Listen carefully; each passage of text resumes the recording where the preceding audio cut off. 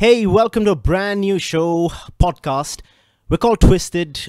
We take a look at Western pop culture from an Indian context. My name is Dylan. I'm hosting this with my good friends Siddharth and Avinash. My name is Siddharth Selvaraj. I work in a film production house called Studio 33 here in Bangalore. Hey everyone, I'm Avinash and I work with the financial services industry, but more importantly, I am also someone who has been following pop culture for years with Dylan, and that's something that we're excited to talk about. So let's see how it goes. Super. I'm bursting to talk about it, so let's just get straight into the subject matter. What we're going to try and do in this pilot episode is talk about the movie Leaving Neverland. There's a lot to unpack over here, but we're going to try and cover a few areas.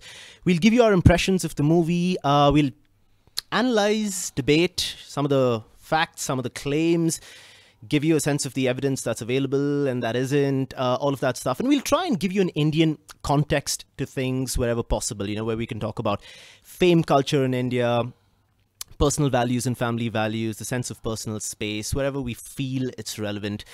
We'll try and add that because this is, give or take, a global subject. So let's get straight into it. What did you guys think of the movie in itself? So I think the movie followed a fairly traditional structure for a documentary, right? So unless it's a narrative documentary where you get a chance to be a fly on the wall and watch action unfold in front of you. This was not that kind of film, right? Like you wanted to hear very specific stories. That was the audio that was running throughout these two boys' stories in particular. And then on top of it was your traditional, what we call in film parlance, B-roll, right? Like which is theoretically visuals that would match what the boys are saying. And in a situation like this where you basically have the story but not a lot of visuals, so other than footage from media outlets and things like and old photographs, they didn't have a lot of actual visuals that would match what the boys are talking about. So they made up for that with these drone shots, right? And some of them were, very well executed drone shots, but they obviously have to be fairly subtle. So when they're talking about being abused in a hotel in Paris, there's a drone shot of the hotel in Paris. I thought one thing that struck me about the production value of the film was the music. Like they had this fairy tale quality for their soundtrack. Very Disney-ish. Very Disney-ish, yeah, that matched the Neverland sort of feel to it. So yeah, it was great. Okay, so the first thing that I have to say is that I thought the documentary was over long. It really needed a lot of editing. 4 hours was just too much for it to go into. And something that I think stood out or stands out particularly for me was all the drone shots. I think that was just something that was quite ridiculous. It makes it quite obvious that they obviously didn't have the access that they could have, and obviously no one wanted to give them that access, and they didn't want that access. This is the thing. Yeah. And I think the thing that is interesting about that is, so you have these bunch of shots which just shows like the hotels, which just shows the places that the supposed alleged abuse happened, etc., etc. And it just makes it clear that, these guys are going to show us only a one-sided view of events. And maybe that's what they intended. Maybe that's what they wanted to do, because I don't think he did this with journalistic integrity, so to speak. More like he just wanted to show his side of events. So that's something which I think stood out, and I didn't particularly like that. But the one thing I will say is that out of the two victims, I think Wade Robson was someone that I actually found believable. Not just because of the emotions and things that he says, but I think there was a thing to him. Yeah, there was something about what he said. There was something about what he said.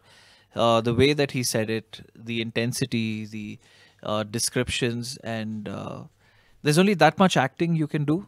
So I felt that there was something there. About the acting, we'll come to that.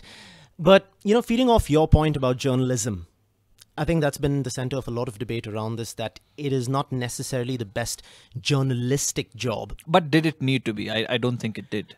So I read something that presents a very interesting perspective on this. And it said that a journalist expresses to investigate the truth, and a filmmaker or a documentarian expresses to ask questions about the truth. Now, in that, I think Dan Reed's a filmmaker. I don't think he wanted or aspired to be a journalist in this particular project. I think his whole deal was to try and look at this from a psychological standpoint, examine the psychological effects of child sexual abuse even as you go into adulthood, and to ask a few philosophical and ethical questions about it. So I think that was his intent, and he kind of stayed true to that. But yeah, I do think it was way too long. I mean, I don't think a 3-hour film would necessarily have achieved that much lesser than a 4-hour film, given everything that he wanted to do. So that was one thing. The drone shots, aerial shots, not my thing. Just aesthetically, it's not something I'm a fan of. I don't think it added that much value. The third, the music. I thought there was just a bit of, this sweeping, cinematic, Disney-ish music. And this is all me just cribbing about the aesthetics about it. I'll get to the actual content of the film. But yeah, I like the whole handheld, shaky style. I'm not saying it lends more authenticity. This is just what I prefer, personally. So that's just my take on how it was to watch the film. Also, more to your point about questioning the truth, I think what struck me during this documentary was I don't think it was really about questioning the truth as much as about portraying two people's truth in quotes. Okay, so let's get to the meat of this, man, which is really what everyone's talking about, and that's those are the claims. Wade and James, they claim that Michael Jackson abused them sexually from the ages of 7 to 14, and there's just a lot of gray area here. There's a lot of gray area here. And, there are a lot of links and conspiracy theories floating about on all sides of the internet, but there is something interesting that I found, which I think is worth mentioning. I think it bears context right now, and I think it's going to become something on which there's going to be more and more light shed. So, there's a lawsuit. I don't know if you know about this, Avinash. No. But Catherine Jackson, Michael's mom, filed a lawsuit for wrongful death against AG Live or AG Entertainment. The guys were promoting the last series of concerts. This is it, right? It's a lawsuit to the tune of $1.5 billion. The same amount that James and Wade are Hold on. suing Okay, so there's a lot of masala here, man. Sorry, got a bad throat. Yeah, well, anyways, back on topic. AEG, right? So Catherine Jackson suing them for $1.5 billion. And like you mentioned, same amount that Wade and James are collectively suing for. But AEG hit back with a statement saying if Catherine Jackson pursues this lawsuit, then they're going to come out with some quote-unquote ugly stuff. And they're going to go after Michael's brand. There were a couple of tweets floating about in early 2013 saying, watch out, big molest story coming. Okay. And at this time, Wade Robson was working, not per se with AEG, but he was choreographing gigs that were being promoted by AEG. So they go to trial, I think on April 30th of 2013. And 2 days later, Wade Robson's trial begins and Wade Robson hits courts. And I think it was something like this even with the TV show. It was literally 2 days or 3 days after the first legal proceedings began regarding this trial that Wade Robson came on a TV show to talk about his sexual abuse claims. Now, I'm not... There's stuff linked over here, man. There's a lot of money. So what are you insinuating here? That's the question, right? Because are you saying AG just paid off Wade? Because no. What I'm that's a pretty bold claim accusation to make. I know. I'm not making the accusation. What I am saying is, listen, man, when there's this kind of money involved, like $1.5 billion, there's stuff going on at the top and behind the scenes that we won't know about. The public's not going to know about. There's going to be tactics that are pretty below the belt and pretty dirty. All I'm saying is the timing of all of this is worth thinking about. exploring. Yeah, it is worth exploring. $1.5 billion, them going public saying some ugly stuff is going to come out. 2 days later, Wade Robson comes out with a lawsuit accusing Michael Jackson of sexually abusing him. At the time, he was working on gigs that AEG was promoting. This is a link that I feel is definitely worth exploring, because my opinion in general of this documentary is, whether there is truth or not in it, I definitely think there is politics in it. I agree. The one thing I would say is I would want to be wary of floating a conspiracy theory, so to speak. Absolutely. I think That there's is- just way too many floating about. That is something that I would be wary about. I would want to be conscious of that. The fact that AG is a player in this. I don't think that a lot of people are aware of it. No, they're not. It's been ridiculously downplayed. It's a huge lawsuit. It's a huge one. And It's definitely an interesting angle to it. That being said, I don't know how much water this holds. I don't know whether it really holds any water. I think there's a link. I would say, and this is from my experience working in Indian media, stuff like this doesn't just line up coincidentally. I mean, I can't speak intelligently beyond that, but this much I can say. But you know what? Speaking of coincidences, this is another name that I think at least Dan Reed has not taken up very publicly. Victor Gutierrez. Victor Gutierrez was the Chilean journalist who wrote a book called Michael Jackson Was My Lover, in which... Michael Jackson Was My Lover. Michael Jackson Was My Lover. It's supposed to be an account of a diary that his first accuser, Jody Chandler, had, with all these very graphic descriptions of sex acts. Michael So Jackson... is it like fan fiction, or is it like... Kinda. Michael Jackson sued him, and then basically it was a... Okay, wait. So are you saying that Jody Chandler contributed in some way to No, this? no. He never worked with Jody Chandler per se. This was a book that this guy wrote independently, saying he had come across a videotape and a diary of Jody Chandler. Okay? Yeah, and it's a pretty graphic thing. Now, the reason I'm bringing this up is that a lot of Jimmy Safechuck's descriptions of sexual acts in the movie, right? They're pretty spot on, man. They literally go verbatim with this thing. Like literally, I think the part about, you know, his finger going inside his anus and then spreading the butt cheeks and masturbating, it's like word for word, line for line. It's not even the same direction. It's a bit... So it's not even like scripted. You're saying he basically plagiarized it. lifted. I mean, what are the chances is all I'm saying. I mean, at this point, you know, we all have to be careful about insinuating things or, you know, claiming things that you don't particularly have full knowledge about. But this is... what do you think about this?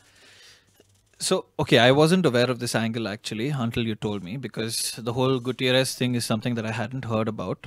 But if it is something that is verbatim, if it is something that literally is word for word, that definitely puts a lot of doubt into what Jimmy Safechuck says. And like to be honest, he, out of the two, he's the one that I didn't find very, I won't even say believable or credible. It's just that he didn't seem to be very genuine in what he was saying. He just came off as really bland, like I said a little earlier. Oh, I don't know, man. Yeah, so okay, so kind of feeding off what you're saying, right? So this now is slowly going to the territory of what evidence, what is the hard evidence that this did happen or that this didn't happen. So I want to present both sides. Let's first take a look at what the evidence is in Michael Jackson's favor. 93, the first claims hit. Okay. 2005 was the court case. In between 93 and 2005, he was extensively investigated by the FBI. 12 years? Yeah, 12 years. It was a 12-year ongoing surveillance, you know, basically wiretapping, undercover surveillance, tailing him. They raided his house a couple of times. They seized stuff in his from his premises, forensic investigations, and they had, give or take, I don't know, man, maybe 50 to 70 different agencies, specialists working on this, including people who were specializing in child sexual abuse cases. They've made a 300-page plus file public after his death, and ultimately, there was nothing. I mean, there's 300 pages, but there was nothing to, you know, suggest that this is definitely a pedophile. And of course, there was a court case. There was a solid court case, super high profile, probably the most media-covered court case of the 21st century. He had, even in the court case, there were basically two people who testified against him. Gavin Arvizo was the main person. So they found nothing. Man, this was a massive, massive trial. They prepped for something like 550 plus witnesses, and ultimately, there were 14 counts, not one. At the very least, if they found something, let's just say suggestive material, something, I mean, one of the claims was that he was giving alcohol to the children, right? If they found anything at all, at the very least, child endangerment is something that he could have been found guilty of. 14 counts, not guilty. But the fact that they didn't find anything or they didn't find much, does that mean that he is absolved of all criminal charges or that he's absolved of all guilt? Or does it mean that it could just be evidence of an extremely meticulous cover up? I'm not, no, definitely not of a meticulous cover up. I don't think he was. Number one, the FBI has a lot of experience working on cases where people are good at covering up. And I don't think, yes, this is conjecture on my part, but then I definitely don't think Michael Jackson covered it all up so well, or that he had someone. I'm not necessarily suggesting that Michael Jackson covered it up. He had the money to ensure that he did the best cover up, right? Well, so did a lot of other people, man. Come on, this is, once again, now we're going into steep territory. Now it's like he was guilty. It's just that something's not giving. No, I'm not saying that he was guilty. No, I'm not just saying playing you are. I'm devil's just saying advocate. if we go down that trail of thought. It's I don't know. I mean, I'm thinking. I understand what you're saying, and like I said, like I've stated before, I don't really come into this thinking that Jackson is guilty or that he's not guilty. I think the real question is, who knows? No one does. Dave Chappelle does. Dave Chappelle if you does. want to know what we guys are talking about, there's a rant that there's a little skit that Dave Chappelle's done on Michael Jackson and the child abuse cases, but this was of the ones back in 2005. Definitely worth watching. It's almost prophetic. It's hilarious. But getting back on point, since we're talking about evidence, right? The thing that, yes, hard receipts, evidence, definitely in Michael Jackson's favor, but then there's the other side of it, which is psychological evidence.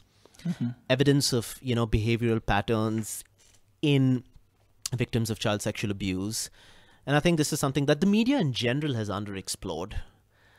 It's sort of been like, yeah, Wade and Jimmy said it, they said it. But and I'm not saying that they are genuine or they're not. I'll reserve judgment on that till a little later in our show. But I just feel like there is that side also that needs to be accounted for. And I'm not willing to jump on the train that's basically saying that perjurers don't take their word. That I'm not. And that's a popular argument, saying these guys, maybe they lied in court. They're changing their testimony. One of the things that's being said against Wade Robson is between 2013 and 18, in these 5 years, little details of, when the abuse happened has changed over and over again. He says it was the first night. Then he says it was the second night when the family was still there, but it was just Michael and him in the room. Then he says it was after the family left. And yeah, when see, the I guys- wouldn't, I'm not- I mean, wouldn't I go don't into the necessarily wanna- argument of them being perjurers, because I think studies have proven that psychological trauma and physiological trauma, if there was I'm any, willing to give him the benefit of the doubt. can this change, regard, that's it. can make people change their versions. It happens. They're human beings. They can change their versions. It happens, but it doesn't mean that you can change it so drastically. Also, yeah. Yeah, so this is a bit of gray area, but I don't want to harp around this. But man, we have to talk about what's been a little bit of an elephant in the room over here, at least not on Twitter, but in most of the interviews that Dan Reed's done about the movie, he's not really spoken very actively about the fact that Wade and James are suing the Michael Jackson estate for apparently a huge amount of money, 1.5 billion together. So that's like 700 million each or something like that. Yeah, 750 million each. And they've not even spoken about this in the movie, like not once. What do you feel about this? You can't pretend it's a non-element.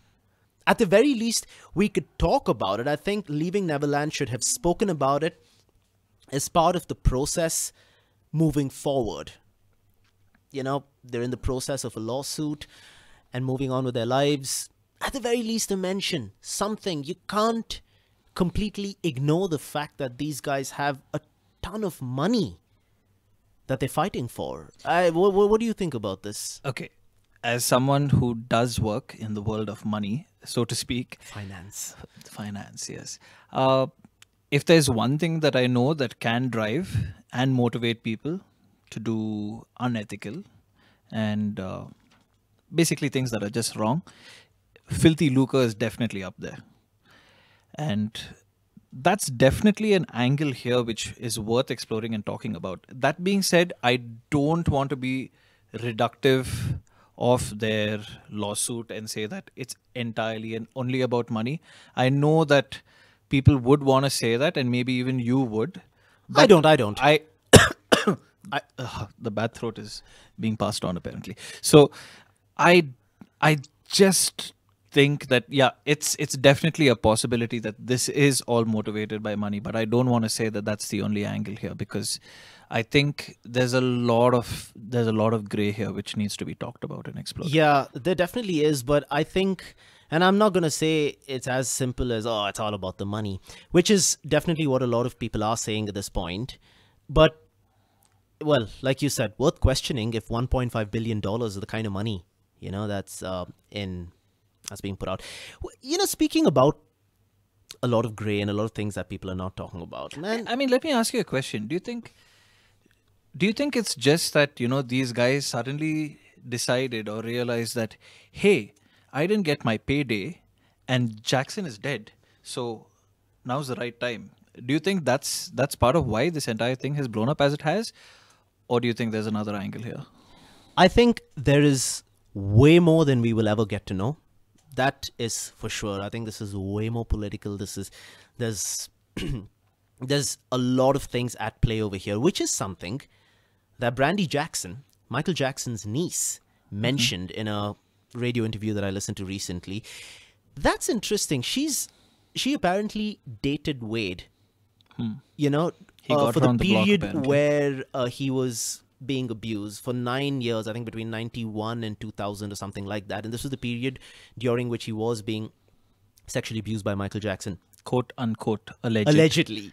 Yes, we did it together. Yeah. And I have to say, I mean, my real grouse over here is not with the movie itself, but it's just the way the media has been covering it. And Brandy Jackson's not gotten a voice at all. I think in the run-up from Sundance to when it actually premiered on HBO, man, everyone threw their weight behind this movie. And in a way that it wasn't even critical journalism. It wasn't asking questions. It wasn't looking or even mentioning the fact that they do not speak to anyone from the Jackson camp. They're not looking at other perspectives. But that's something that we have agreed to disagree on in the past also, because I don't think that journalistic integrity was really what Dan Reed needed. No, not Dan Reed. I'm not talking about Dan Reed. Okay. I'm talking about the tabloids, the newspapers, the media, and just mainstream in general. media in general. So anyways, I'll get to Brandy Jackson. So she's Michael Jackson's niece, dated Wade during this period, did an interview. She's been trying to get her voice to be heard a bit. Did an interview where she gives a completely different version of it. Her opinion is that, well, this is bullshit. Wade is not a credible character. Nor ethical, apparently. And there's one interesting thing that she throws into the mix. I don't know how relevant it is to the actual abuse, but apparently after Michael Jackson died, Joy Robson called Brandy up and said she would like to be the godmother and take custody of Michael's children. And that was weird. Yeah, that was just a really weird thing. And then she says, well, you know what? As a family, the Jacksons are used to this because a ton of people want to stay in the loop. Once Michael Jackson's dead, it was, he was kind of a godfather for Wade.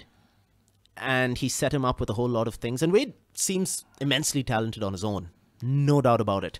But the entertainment industry, if you have a godfather, well, and it definitely that's, helps. That's what made the documentary interesting for me in terms of Wade's believability, because here's someone who had something, right? He had a career, he had talent. And would you want to just give up on all of that once Jacko died? And what happened? He was with Britney Spears, he was with NSYNC, he was choreographing some of the biggest events Yeah, so in you the think United you can States. dance? He was doing all of that, and then apparently he basically had a breakdown, and this was give or take at about the time that he was applying to choreograph and direct the Cirque du Soleil show, the Michael Jackson themed Cirque du Soleil show. Didn't get the gig. Around the same time, immediately after that, he was in the market shopping for a book deal, which was a big expose on how Michael Jackson sexually abused him. That book never got published. No publisher wanted to touch it. And then he was also doing some things like trying to sell off Michael Jackson merchandise to auction houses and things like that. Then the AG thing happens, and then his lawsuit hits, and there's all this really weird build up. Yeah, I don't know, man. There's events that have happened at particularly, let's just say, strategic times that is just worth questioning. So, But Okay, so we're talking about all the evidence which pretty much is in favor of Jackson. Do you think there's anything at all credible which could go against him, apart from their word? Well, man, you know what? I think I'm going to answer this from a slightly distant perspective. All that we have at this point is the media's reporting on him. So you're saying everything is conjecture and No. everything is Hold on. assumptions? I'll tell you what I was going to get to. He was a weird guy with weird habits. With a He was weird, strange. with a weird sense of reality, with a weird sense of everything. And in any other case, I do think normally, yeah, well, man, the question marks are deserved. This was a grown guy altering his appearance, clearly had psychological things, lived in a very altered sense of reality, was surrounding himself with children all the time. And this is something the Jackson family admits very publicly. They're like, I completely know why this is weird for people. And I get that people find this offensive and unethical and all of that.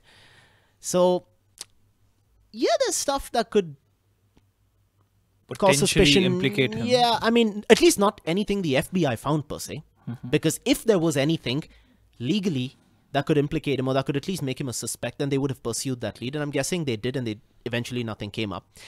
Behaviorally, yeah, well, he was a weird dude, but that's the thing now, Avinash. Weird is not evil. There's a That is difference, true. and that's That is a true. very is- fine no, line. that is true, Yeah. but there is something here, which is, I think, the biggest implication of Jackson's guilt, quote unquote, Yeah. once again, is simply his own personality. Because the way that he was and the kind of personality that he portrayed, the things that he did, the weirdness that came out of his antics, just makes people think, okay, there's something off about this guy. Oh, absolutely, man. I think at the heart of it, this entire Leaving Neverland business, right? It comes down to people perceiving. It comes down to pulling at heartstrings and pulling at, gut feeling. A lot of people are going to believe about Michael Jackson what they want to believe. And see, about him. I don't blame people also, Dylan. If you I think don't, I about don't. it, no, if you think about it, there's this weird-looking guy who has, for years, had children sleep in his bed by his own admission. Also, who has for years, after allegations originally came out, still had kids as his companions, still had young boys accompanying him, maybe young girls as well. I haven't seen that, but if that's true, that's true. But we have seen various things which have happened through Jacko's entire history. And Oh, the puns are in full force. The puns are in full force. yeah, but I'm just saying that you see this on a pretty regular basis, and it makes you think what he either had to be the most intelligent abuser of all time, or the stupidest he has to be one, like the or greatest the criminal. stupidest one. The stupidest. I'm voting for the stupidest, if anything. Okay. Because I'm. You know what? I feel it looks to me like this is a guy who's genuinely out of touch with reality, and once the Jordan Chandler thing bit him, you would think that he'd move away from this. You would think that he would do whatever he was supposedly doing a bit more discreetly, but no, there he was in like plain as day doing it, and then It's just so, So it weird. just You would seems think it's like a bit. once bitten, twice shy, but it's like for him, it was like once bitten. Oh, come and bite me Yeah, a again. million times again. Dan Reed had an interesting thing to say about this, and he said that I don't think Michael Jackson, when he said I would never hurt a child, I don't think he ever considered what he was supposedly doing as hurting. He viewed it as a valid sexual orientation. That's what he viewed it as. So in his mind, he wasn't really hurting them.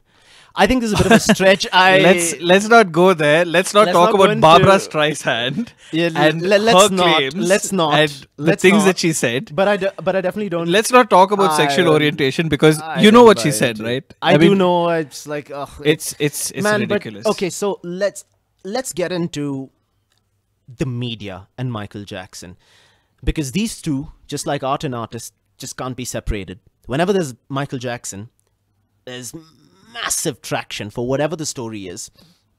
And I'm going to throw it out there that I think the media did not do a good job when it came to covering Leaving Neverland. Between Sundance and its premiere, most of the reviews were incredibly one-dimensional. They went on a few buzzwords, powerful, compelling, devastating, chilling, horrific, and characterizing Michael Jackson as monster and manipulative. And it was basically some permutation or the other of these words. And I'm not saying there should have been articles or pieces saying, yeah, this is bullshit. No, but come on, man. No one even looking at this with a remotely critical eye. No one even having the conversation that we're having right now. Saying there was all this money involved. There is all this money involved. Clearly, these are people who have changed their word. There is a lot of circumstantial evidence that does make it seem like these lawsuits were timed. And ultimately, there is no real hard evidence except for personal testimonies. No one's even looking at this with a critical eye. But let's not get into the territory of saying that personal testimonies are not sufficient. No. I'm not Because saying that's- that. And that's not something that- Avinash, I've established this already. I think personal testimony is psychological testimony, but it is not proof to go about making definitive statements. And a lot of people, a lot of major respected publications have gone on to make definitive condemning statements to the tune of, we now know that Michael Jackson was a pedophile. No, we don't. We don't know anything. See, Dylan, we don't it know is anything. not proof. Maybe it is not proof, but let's never discount the fact that when someone gives personal testimony, you can't discount that just because of the fact that there is no evidence. It's like I'm not if a girl goes to the cops, like in India, like and What are you wearing? says That's the first that thing they're gonna say, says that she got raped, the cops are going to say, what were you wearing? Were you drinking? How do these things matter? How are they relevant? Those are not evidence in any Avinash, way. but the thing is, okay, so I'm going to say for the nth time over here that obviously there was a massive, massive investigation conducted. But what I am saying is that I think America's political climate is contributing a little bit to the way that American journalism and maybe even British journalism is covering this. There's a lot of apology right now. There's a climate of apology. I mean, no one's happy, or at least a lot of people are not happy about Donald Trump. A lot of people are not happy about gun culture. A lot of people are not happy about the culture of sexual misconduct and hedonism and just its after effects. And these Me are all too, things yeah. that at one point America has helped culturally legitimize. And I think there's this climate of moral panic and apology which is reflecting in the way that a lot of journalists are looking at this. It's not a crime to look at an accusation and say, hold on, let me take a look at the other side. It's not, but no one seems to be doing it. At least not until now, after the movie has premiered and there are these independent journalists and, pieces coming out from other places. No, I agree. I understand what you're saying. It's almost like American apologies have become an addendum to their moral ambiguity. Yes, and that is then being paraded as fact, which is a dangerous. It's a vigilante climate. It's a little bit dangerous, man. You're not even talking about a guy who was not tried during his lifetime, right? He was. But that being said, I think that you've covered the evidence. I think you've covered the stuff that we need to talk about. But maybe there's something else we need to talk about. Which is Oprah. Which is Oprah. Which is Oprah. Yeah. So what's there to say, man? It's like Oprah clearly threw her weight behind this full on corporate style. Once again, bit of a question mark for me because there's been a lot of high profile cases off late. You don't see them getting their own sit down with the victims and the director and the entire own Oprah Winfrey network, basically sending out these very public messages saying it's now time to listen to, let's listen to Michael Jackson for one last time before we say goodbye. Literally throwing your weight behind the entire let's cancel Michael Jackson thing, which, it's just a bit turning off that for me. brings Oprah us Winfrey. to cancel culture. Oh, cancel culture. Yeah. And yeah, Oprah has definitely thrown her weight behind cancel Massively. culture as well here because she's basically said we should not be listening to Michael Jackson anymore. But that's once like we were talking earlier. Cancel culture, I think, is just a product of the outrage culture Yeah. that we see these days with like Twitter and Facebook and social media, just people going off their heads. bursting with Bursting anger with and outrage. sanctimony, Yes.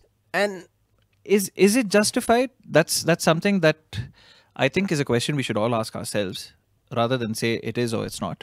yes, but it can be in a slightly more mature form. I don't think this kind of jargon happy, sanctimony happy tweeting is See, really going to get Oprah has anything. always been sanctimonious. No, okay? not just Oprah. I mean, And just this entire everyone, yeah. outrage culture of let's cancel so and so. I mean, take an Indian situation, right? Like, do you remember KL Rahul and Hardik Pandya when they were on Coffee with Karan, right? They made a few comments that were to really bad taste. I'm going to clarify here that I did not watch the episode, but I just read the follow up. And people were like, no, we got to drop them from the cricket team. I'm sorry, you don't. And it's ridiculous. also If they're so good sportsmen, they're good hypocritical. sportsmen, it's just ridiculous, man. Come on. I mean, their comments were definitely in bad taste. Yeah. I don't know whether I agree with you about them being dropped or not being dropped, but what I definitely agree with is how hypocritical people are about this entire thing, and how the same guy who is going on Twitter and saying, oh my God, look at the things that they are saying, they are disrespecting women. 10 years ago, that guy in college probably called every second woman that he saw a bitch. Yeah. That same guy totally. probably said whatever he wanted to about the women that were in his college.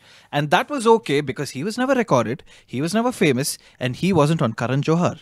And I think no one's really taken Karan Johar to task for the ridiculousness of his show. I mean, it's so full of this wink, wink, nudge, nudge, low quality, high schooly, oh my God, sex type of humor. But Let's not get into a let's defame Karan Johar thing I'm here. not but defaming Karan Johar. I think essentially, man, if you have such a hugely followed talk show, and I've seen his show, a couple of episodes of it, I think he has a huge platform. He does. He has a huge platform, and I think there needs to be an onus on him as well to steer or come out with higher quality content and steer content in a more respectable, or I don't know, man, in a more respectful direction. No one really questioned him. He went and took a selfie with Modi along with the rest of, Bollywood a couple of weeks after that, and Karan Johar was completely off the hook, and these guys got ripped to shreds. Rotted. Yeah, but India's not yet at the level of outrage that the rest of, at least America is, because Leaving Neverland's been received quite clinically and quite neutrally in Europe. France in particular didn't take too well to it. I mean, you can see there's less emotion going into the way that people are reacting to it. They're watching it, they're analyzing it, and they are capable of saying, hold on, there is also this, quicker than American audiences are. I think American audiences right now are just in a very emotional state. But I want to talk about the other thing surrounding this, once again, is Dan Reed's statement about, this is not about Michael Jackson. Come on. He's tweeting every single day only about Michael Jackson. All the media conversation has been about Michael Jackson. And I think that's where, to me, mainstream media's supposed interest in the subject matter of sexual abuse itself seems not genuine at all, man. I think they like the clicks, they want the engagement, they want the opportunities for follow-ups, for multiple guests, for, Twitter handles. This is the stuff that eventually brings in the engagement and the money. This is what they're looking for. They're not necessarily looking for a story which reflects or talks about abuse in itself. And this is not a knock on Dan Reed at all. This is just the way that mainstream media treats subject matter like this. And I think it's really dangerous. It's dangerous, Dylan, but see, I will agree with you on this. It's definitely disingenuous that the media is going at it as much as they are. And it's definitely something that is concerning, considering the fact that basically, you know what Michael Jackson is at this point? Michael Jackson basically is the equivalent of clickbait. He's absolute And clickbait, man. That's what they're using. But that being said, it is definitely interesting that these things are being talked about, because I think that the culture that we had before didn't allow certain things to be talked about. Was Michael Jackson the right target? No, I don't think so. But the fact that we are talking about this, the very fact that sexual abuse is being discussed, is a good thing. Yeah, but discussed how is my question. And like you said, is Michael Jackson the right target? No. There's just a sense of basic ethic and decency that goes out of the window when Michael Jackson becomes the subject man, as in anything and everything can get printed. They wrote that he was torturing Bubbles the chimp. That Bubbles basically, because Michael Jackson was beating him up, tried to commit suicide which was debunked by the Center for Great Apes, where Bubbles currently lives right now. Bubbles, I mean, for whoever doesn't know, was Michael Jackson's pet chimpanzee. Yes, he's weird. We know that. No, you have to keep saying these things because... But see, there's a lot of truth and untruth out there. Look at this, Avinash. Hold on. But we still, once again, we come back to the same point. We don't know. No, I just want to talk about the way... Can we for sure say that Michael Jackson didn't do this? No. I'm like not even... Dave Chappelle says, there's 3 people who know. Michael Jackson, that little boy, and God. That doesn't give the media the right to say things like that, that basically put random stories out saying his daughter tried committing suicide, that Paris Jackson tried committing, where she tried killing herself twice or something like that. And if you look at the basic level of decency, it's just non-existent. They wrote that he tried a voodoo ceremony and sacrificing 42 sheep in order to put a curse on Steven Spielberg. These were actual features that got printed, man. Okay. I mean, it's One stuff thing I gets disagree with you on is ridiculous when they're asking reporting for about it. decency from the media Yeah, is like, I don't know, asking a thief for restraint when you put him in Buckingham Palace. I don't know, man. I think the second is possible. But I will give you... Sorry if I sound harsh over here because...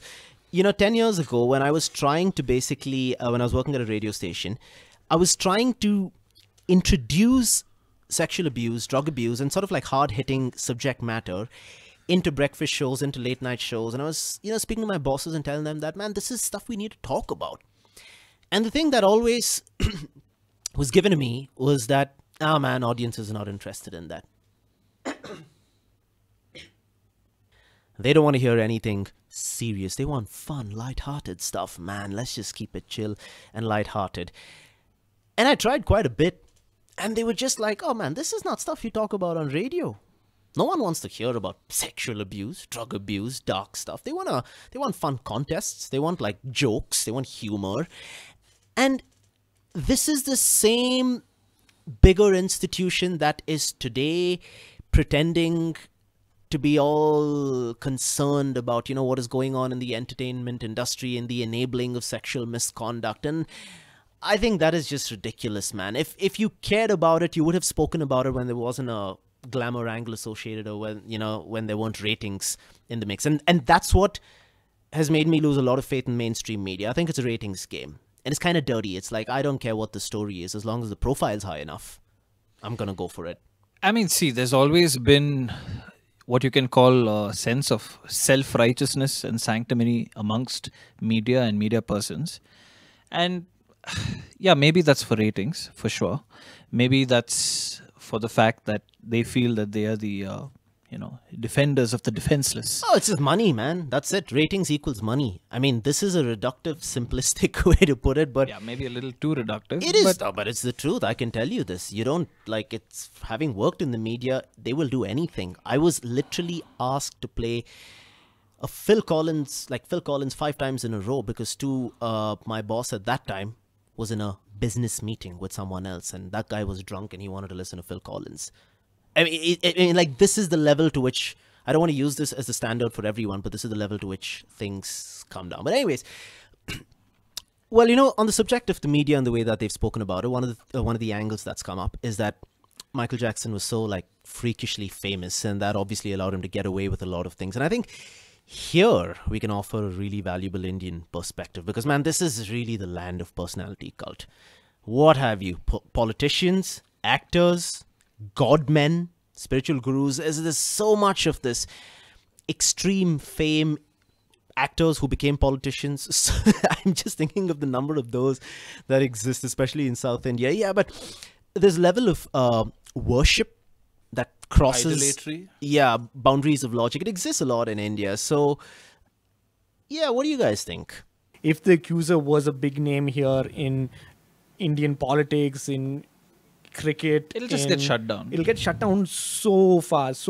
And the fact that journalists there or maybe a culture there is more open to speaking truth to power and holding people accountable, they do it a lot better. I think that we can here. I don't even want to blame the Indian media for it. I think the structure of it is just so I'm not saying that the US structure is not corporatized, but I don't think like even journalists who have the best intentions in India are sometimes like pigeonholed way too fast with their publisher's best interest, which is not to stir the water too much, because if you do hold powerful people accountable, they will get back at you. Man, it's kind of scary. Like it's a physically truth. scary situation It's that very if scary. you write Absolutely. or say something about someone who is in a powerful place, they can get you lopped off. I mean, at the very least, they can get you beaten up, and this kind of stuff is just going to go completely unnoticed because so many people are on, payrolls and they're greased, and it feels kind of scary to even say this, but if something that we're saying disagrees with people, it's kind of easy to intimidate us. I remember when trying to organize Slut Walk, right, in 2011. Man, I just got calls straight up saying, try it. The girls are not going to be dressed in skimpy clothing. Try it and then see what we're going to do. Yeah, definitely. If this was, I don't know, something against Amitabh Bachchan, for example, and he was accused of abuse, that would get shut down really quick, man. I doubt I don't think it'll that even make it out. I doubt that something like that would even come up. Even the players or the people who have been accused of all these things so far, they're minor players, man. It's always the tier 2 guys, the tier Yeah. 2, tier 3 Yeah, guys yeah. who will just get taken apart Yeah. in this show of like, look, we're doing something. But the guys on top, they're going to just sit and they're going to be fine. And so that's the question power that brings us dynamic. back. That's the question that brings us back to this relationship between power and how we see it in India and how we see it over there, right? I think we're living in a very interesting time, like when Me Too and Time's Up and things like that have got so much recognition, traction. Yes, thank you. Particularly in the West, but I think over the world right now, we're in a scenario where our kids, the next generation, particularly our daughters, will potentially live in a slightly safer place where men hopefully won't be as blatant taking advantage of women than they have been through the history of civilization. With that said, I think we've talked about some very interesting points where that kind of a situation has taken power to another extreme, where there are a few people that can now get back at fairly powerful men by misusing the platform of Time's Up and Me Too. My guess, if I were to guess over the next few years, is that we're going to see a little bit of a balancing of that. But in my opinion, to live in a world which is more open to people with less power coming out and saying, this is how men in power have hurt me and this needs to stop, I prefer living in that world, is really all I have to say. So I would say the same thing. I'm with you on this, Sid.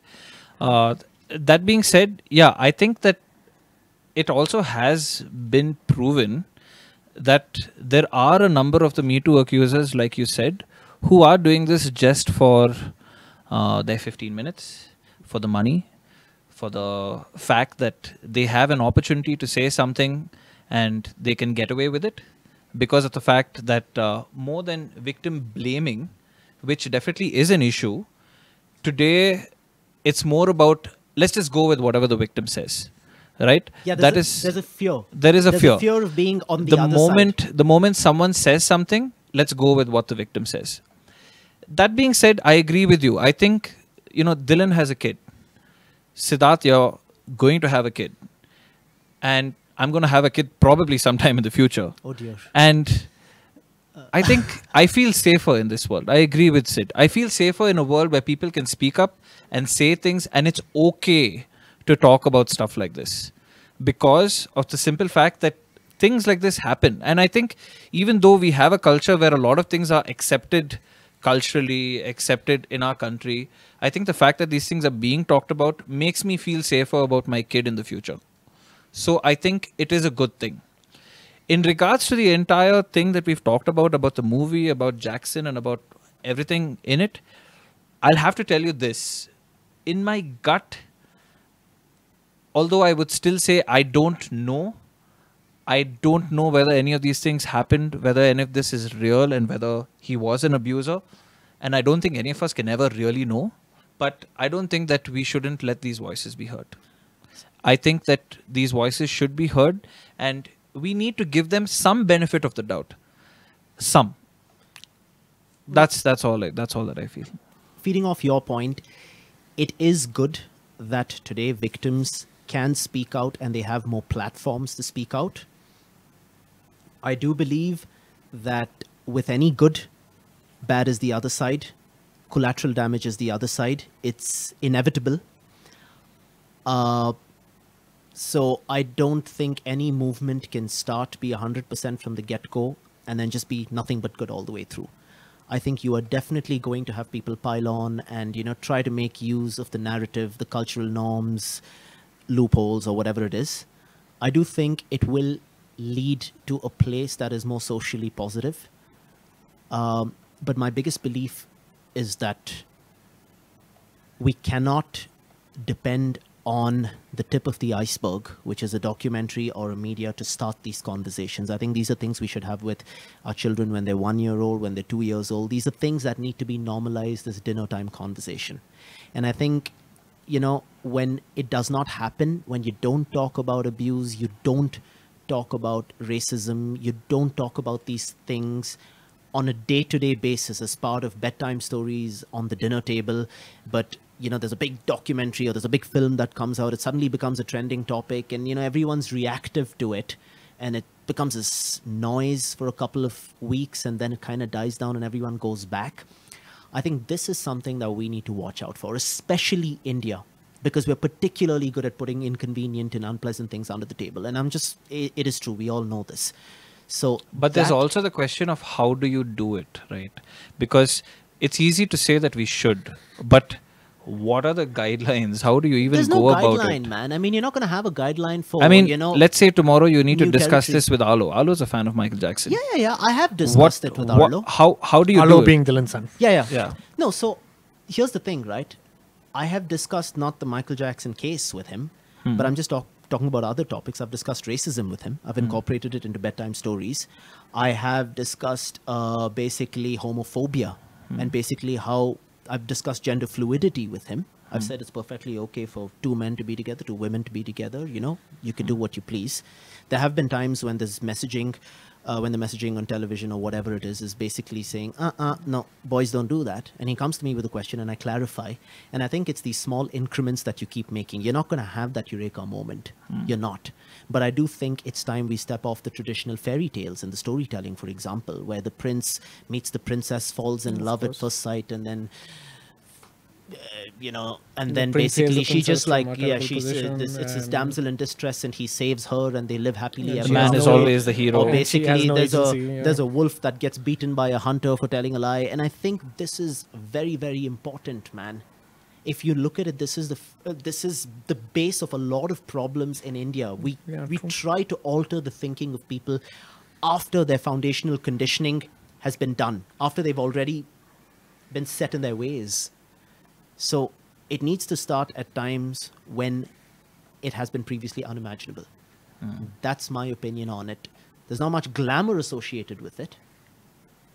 And we need to be able to look past the glamour and the trend. Yep. Well, that's our show. Thank you for listening. Make sure to subscribe to us on YouTube. We're going to have a channel over there, and we'll be up on iTunes and Spotify and just about any place that you can get access to a podcast. And we'll be back with more commentary on Western pop culture. Avinash said, thank you so much for joining me. See you guys next time.